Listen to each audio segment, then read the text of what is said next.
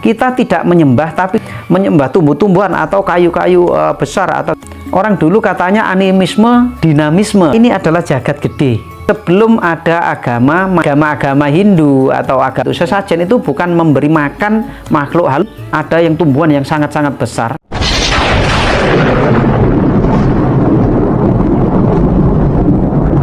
Ini yang dianut Bapak kan ajaran Kapitayan ya? Iya. Ini yang dipuja, mohon maaf ya Pak. Yeah. Ini siapa Pak? Yang kami tahu kalau agama Hindu kan Sang Hyang Widi. Mohon dijelaskan Pak.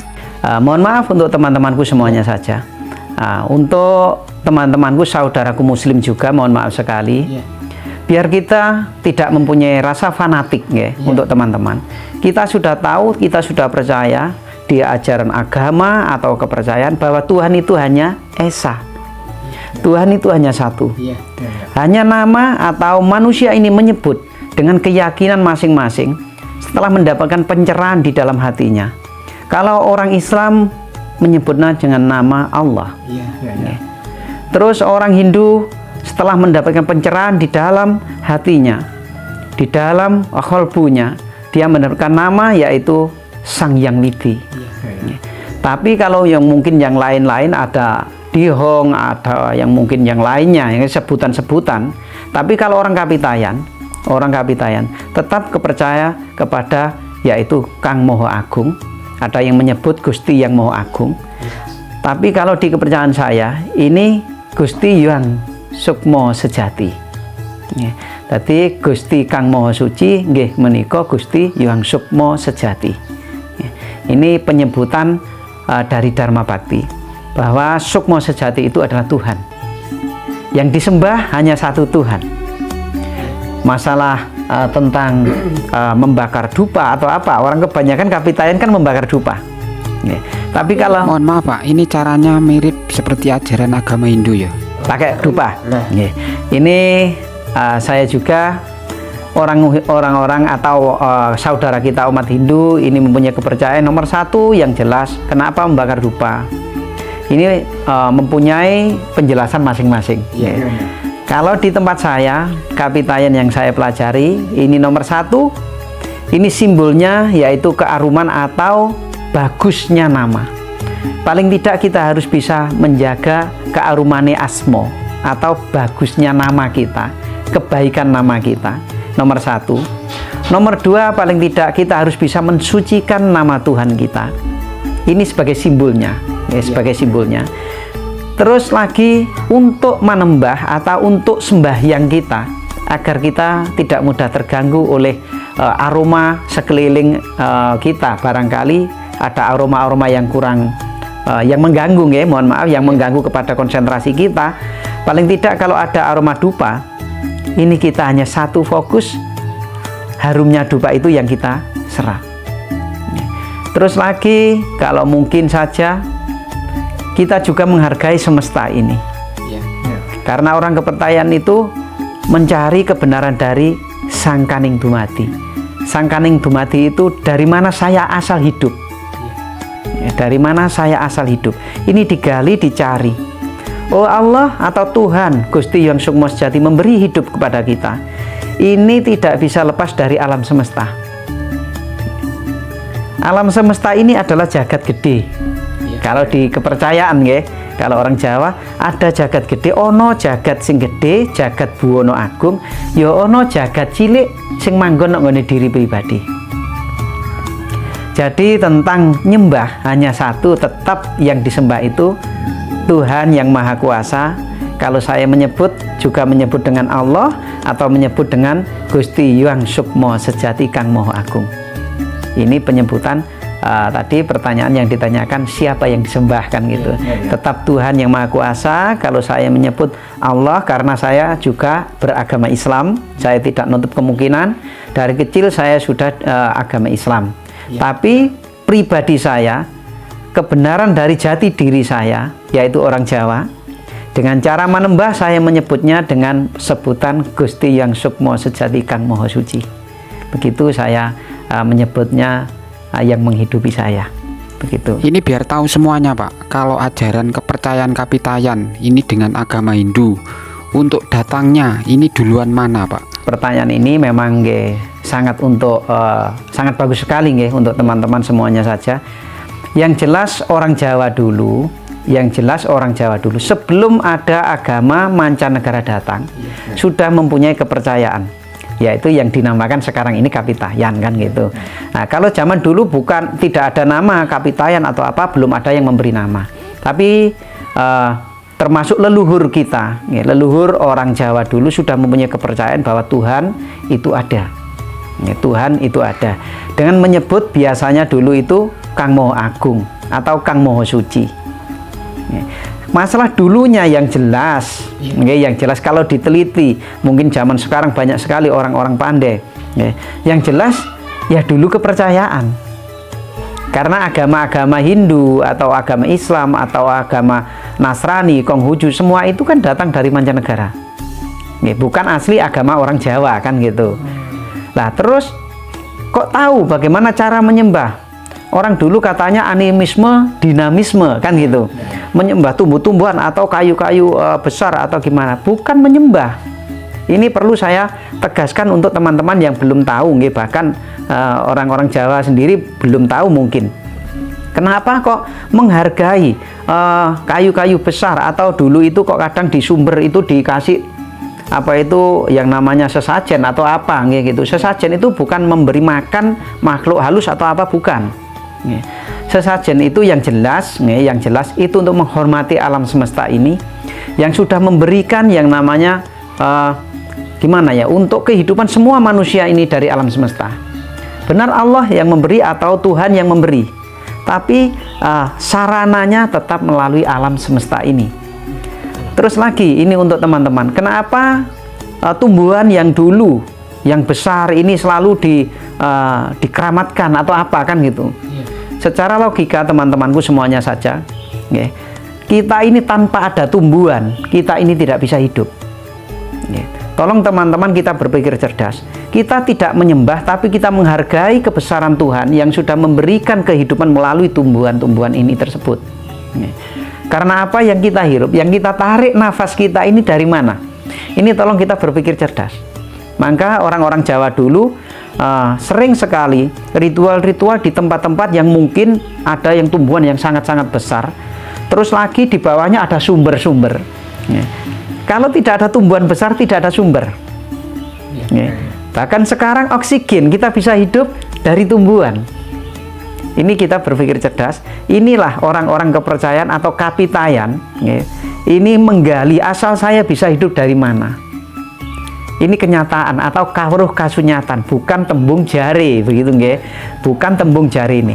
Tapi kita pelajari, kita bisa hidup dari alam semesta, yaitu terutama angin, geni, banyu, lan bumi. Unsur 4 ini berada di alam semesta yang dibutuhkan manusia, semua makhluk, bukan hanya umat Jawa atau bukan hanya salah satu makhluk, tapi semua makhluk hidup membutuhkan yang namanya oksigen, udara, atau membutuhkan air, api, atau tanah. Jadi orang Jawa itu mencari asal-usulnya. Oh, saya bisa hidup. Ini sarana siapa? Atau lumantare aku urip sopo? Ibu, bapak. Ibu, bapak. Ini mendapatkan hidayah dari Allah, mendapatkan pencerahan dari Allah, yaitu mempunyai sifat kasih sayangnya. Melalui rasa kasih sayangnya, kita bisa terjadi. Kalau ini dikupas lebih dalam lagi, mungkin panjang sekali ceritanya. Hanya sepenggal-sepenggal yang saya katakan. Terus kita hidup ini dari ibu dan bapak. Setelah ibu dan bapak, dari mana asal-usul kehidupan yang melalui ibu dan bapak? Kalau saya katakan, kita dari darah merah dan darah putih. Kalau saya katakan global, darah merah dan darah putih. Asal mula darah merah dan darah putih ini dari mana? Darah merah dari orang tua perempuan kita, yaitu ibu kita. Terus darah merah ini ibu hasilnya dari mana? Dari mengonsumsi makanan-makanan yang ada di alam semesta. Terus darah putih ini berasal dari ibu kita. Ini menjadi jalur hidup kita. Jalur hidup kita ini melalui seorang ayah yang dinamakan setetes air mani atau air hina. Mohon maaf untuk teman-teman semuanya saja, kita tidak bisa memungkiri itu. Sedangkan setetes air mani tersebut kita analisa dengan kecerdasan kenyataan. Dari mana asalnya? Yaitu dari ayah kita atau bapak kita ini mengonsumsi makanan dari alam semesta. Dari alam semesta yang tidak menutup kemungkinan itu adalah nutrisi atau makanan yang paling nomor satu atau paling bagus, paling suci, yang menjadi namanya air mani. Unsur halusnya, unsur paling sucinya dari makanan-makanan yang kita cerna. Berarti kita tidak lepas, berarti kehidupan kita ini yang jelas asal usul lumantari urip dari alam semesta ini. Kita mengambil hidup atau datangnya hidup ini dari alam semesta ini. Dan kemana kita kembali ini yang dipelajari orang Kapitayan. Bukan surga yang diomongkan, bukan neraka, bukan pahala. Mohon maaf sekali untuk teman-teman, terutama teman-teman saudaraku dari Muslim. Mohon kita berpikir cerdas. Kalau orang Muslim, karena saya orang Islam juga, mohon maaf, mari kita berpikir cerdas. Mari kita menggali pelajaran yang lebih dalam agar kita tahu kebenaran. Syariat-syariat Islam sebenarnya itu juga memberitahukan kepada diri kita bahwa asal-usul diri kita bukan untuk surga, neraka, atau pahala. Mohon maaf untuk teman-temanku Muslim, barangkali nanti ada salah satu teman yang mengikuti video yang saya paparkan, mohon maaf sekali. Kita berpikir cerdas, jangan sampai kita ini sepenggal untuk mempelajari ajaran atau agama. Kita kupas lebih dalam lagi kebenarannya seperti apa. Sudah benar, tapi cari benarnya benar, kebenaran dari ajaran tersebut. Untuk temanku semuanya saja.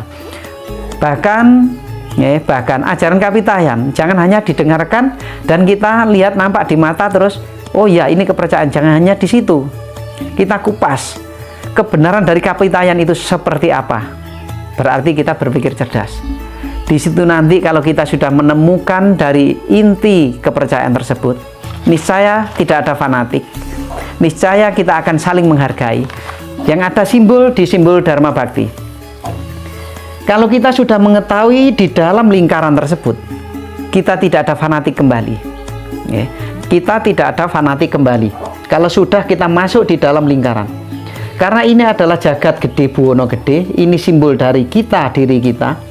Di dalam diri kita ini, kalau kita sudah masuk di dalam diri kita ini, kita tidak punya fanatik kembali. Ajaran apapun, siapapun itu, bahwa kita ini sama yang mengadakan. Kita ini ada karena ada yang mengadakan. Tuhan kita hanya satu. Dari segi apapun, bahkan Tuhannya tumbuhan, Tuhannya makhluk hidup yang lainnya, itu hanya satu. Namanya Tuhan kita tetap Esa, ya tetap satu. Janganlah kita ini memperpecah belahkan kerukunan kita di Indonesia ini, terutama orang-orang Jawa, terutama di Indonesia. Kita satukan dengan yang namanya mengikuti yang namanya aturan-aturan negara. Kita satukan yaitu yang namanya Pancasila. Kita harus bersatu dengan berpegang teguh kepada Pancasila. Walaupun kita ini berbeda, walaupun berbeda dalam arti agama, kepercayaan, tapi tetap kita satu. Satu kesatuan. Ini perlu ditanamkan di dalam jiwa anak-anak kita. Ini jangan sampai kita memperpecah belah. Semua aliran agama atau Kapitayan, saya tekankan kembali, hanya satu tujuannya, tetap kepada Tuhan Sang Pencipta. Ini pertanyaan terakhir, Pak. Barangkali ada pesan untuk umat di seluruh Nusantara, Pak.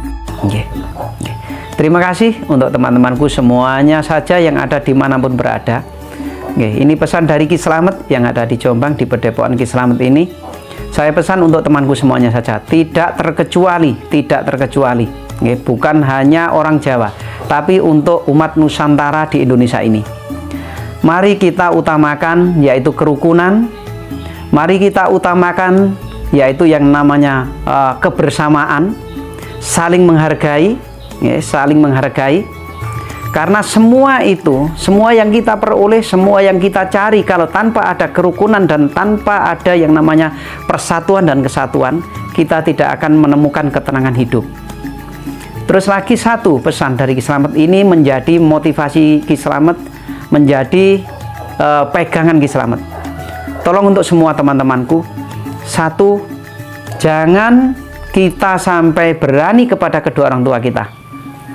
Di agama apapun ini mengajarkan kita harus tetap tawadhu atau hormat kepada kedua orang tua kita. Terus lagi kita tingkatkan yang namanya kecerdasan kita. Apa yang saya pesankan, apa yang saya pesan kepada untuk teman-teman seluruh Nusantara, tolong berpegang teguh kepada bendera pusaka kita, merah dan putih. Kita harus hormat kepada bendera pusaka itu lambang dari kedua orang tua kita. Siapa yang selalu hormat kepada orang tuanya, siapa yang selalu memuliakan kedua orang tuanya, niscaya Tuhan pun akan memuliakannya. Terima kasih untuk temanku semuanya saja. Semoga motivasi dan penjelasan ini tidak menjadi polemik termasuk dunia maya, atau untuk teman-teman semua barangkali ada salah kata dari Ki Slamet, penjelasan semuanya saja. Mohon maaf yang sebesar-besarnya untuk semua teman-temanku sebelumnya dan sampai mungkin kedepannya lagi. Barangkali ada kata-kata yang kurang berkenan, saya mohon maaf yang sebesar-besarnya. Mohon diberi motivasi, mohon diberi masukan, karena Ki Slamet tidak bisa apa-apa, hanya bisanya belajar dan belajar terus. Terima kasih, saya ucapkan salam rahayu, rahayu, rahayu.